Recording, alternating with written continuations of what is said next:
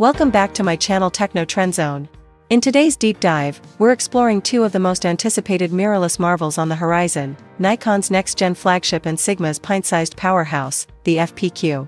Buckle up for a tech-infused tour packed with fresh insights, SEO-friendly keywords, and plenty of pro photography jargon to fuel your creative ambitions. Nikon Z9 II rumor rundown high-speed sensor and pre-capture RAW word on the street is a 20MP back-illuminated sensor boasting a blistering 0.4 milliseconds readout.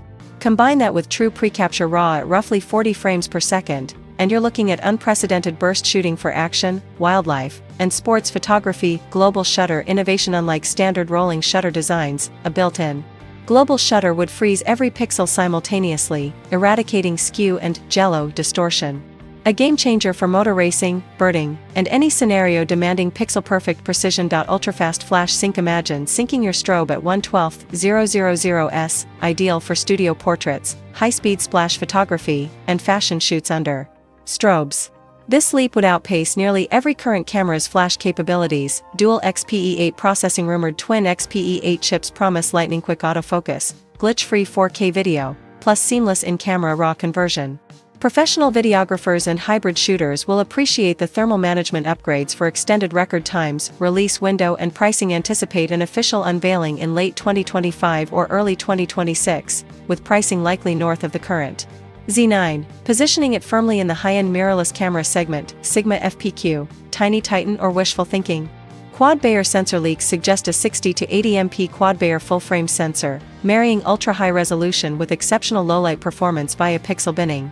Landscape, commercial, and travel pros will drool over the detail retention and noise reduction. Cinematic video credentials. Expect raw 6K per 8K output, 12-bit RAW via USB-C or HDMI, and compatibility with ProRes RAW and Blackmagic RAW.